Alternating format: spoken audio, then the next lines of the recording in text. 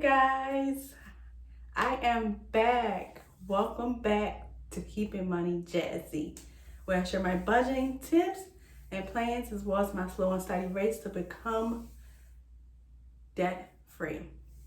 So, I am back, y'all. I have been gone for 2-3 months now, and there have been some changes and some things going on, and I'm here today to share everything with you and give you all the updates.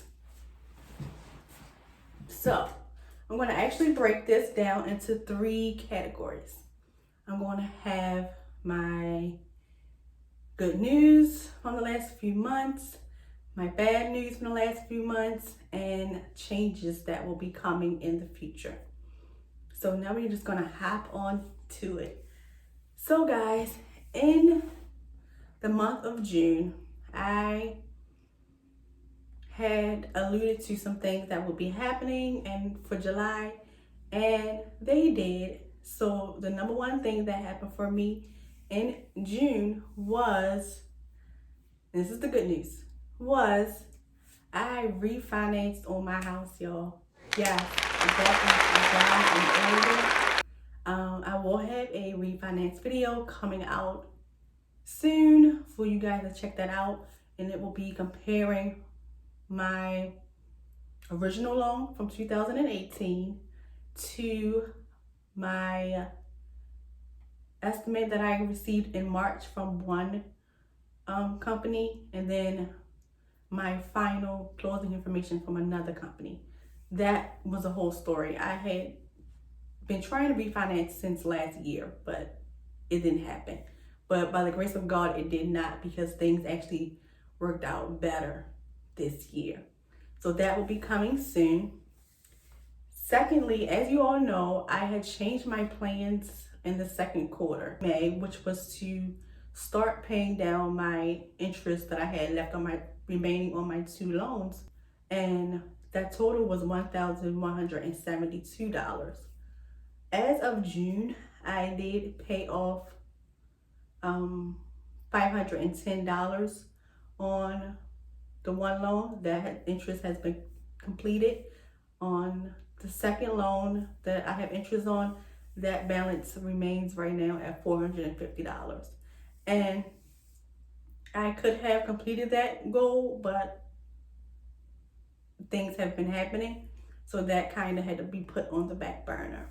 And with that being said, we're going to hop on to point number 2, which is some bad news. So again, June was just a very eventful month for me. I think the beginning of June, I had decided I had overspent. Okay, I'll put it this way. I had my emergency fund. You guys did not know how much it cost. I was able to pay so in June, I was able to close on my refinance. I had the money for that, but then I had some car issues and I had some house issues. So with that being said, I had opened up 2 credit cards, and those 2 cards are a Travel Rewards card and a Home Depot card. And so I'm back in credit card debt at this time. So I was over budget in May by about $1,200. I think June was like $1,000 something, and it was just a mess. So you guys don't know what my emergency fund number was, and the actual number that I had in my emergency fund alone, I think, was about $4,000. And then I had some other savings like travel, car maintenance, things like that. That was like maybe total to almost $500. So I had about total like $4,500 in savings. And so with everything being so chaotic for me in June, I had to deplete my emergency fund and my sinking funds, and down to the bare, I had maybe $200 left after everything was done. So I had a lot of projects going on in June. And so with that being done, I opened those cards and it was just too much. So those two cards, with the good thing about those two cards, there's not, okay, this way.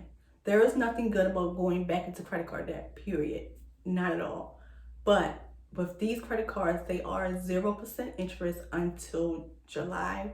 One is July and one in August. And the amount that I have total in credit card debt is $2,800. Now I can pay this off, but I can't do that right now because the next thing that I found out at the end of June was that I possibly would not have a job come September 1st. So that kind of threw me for a loop, and I was frustrated and upset because I knew I had just depleted my emergency fund, and I just felt like, oh my gosh, how am I going to survive if this do happen? So thankfully, with me closing in the end of June, I didn't have a mortgage payment in July, and I had escrow. So with me having all of that money, I was able to stack my emergency fund back up to a good amount, and it's still growing at this time. So that is the bad news that I have for my updates. Now the changes that will be coming, I will be changing my budgeting style. I did this in July, didn't work out great. Did it in August, didn't work out great. But I'm trying to figure this out. Now, I do not like to use cash envelopes. And the reason is I don't feel like going back and forth to the bank to get the cash and then dealing with all that. So I do prefer using my credit cards. But I know that with me using credit cards, I'm a spender. It's like, and once I swipe my card, maybe once, it's just a wrap after that. I just continue to swipe, swipe, swipe, swipe, swipe. I think I might try something different in September. And with me going through everything I've been going through these last couple months, I realized that I don't do well with change. I don't like unexpected changes in my life. And at this time, I'm learning to accept that change is inevitable and everything will not go as planned and do not go as planned. So I'm learning to adapt to that. And this is a big change for me because I've never been in a situation where as though I might not have a job in another month. So this was a big, big change for me. But I had to sit down, reevaluate budget, reevaluate savings, change everything up, and figure out what I wanted to do with my future because I'm just getting by and I'm tired of just getting by. I want to actually do something that I love and enjoy and have fun doing. So right now I'm working on steps to do that. You guys will hear about that in future videos, but that's where I am right now. And as far as me having money, I felt like because I know most people base their emergency funds off of all of their expenses, bills, groceries, gas, and everything like that, they'll be fine. For me and my circumstances, I am a single household, single income. And for me, I had to do things different because everything lies and falls on me. So I felt like if I can save at least 3 months worth of income for, 3 months worth of bills, just my fixed expenses and gas, and just do that only, I will be okay.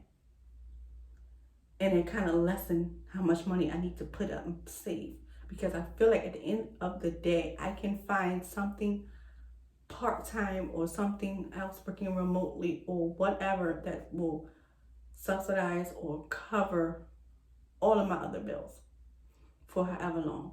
So that's where I am at right now. So changes will be coming, and new videos will be coming. And I am sad because I will not be doing Fat Loan Friday for at least the next couple months. And I know Asia Sierra always say, you know, put something small on your student loans.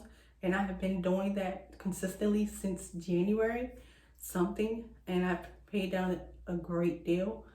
I paid down maybe about, I think I was at 26 something, so now I'm at 23. So I paid out about $3,000 on to my student loans since January, which I am happy about and proud of myself because that was really, really good. In like 6 months, it was like $3,000.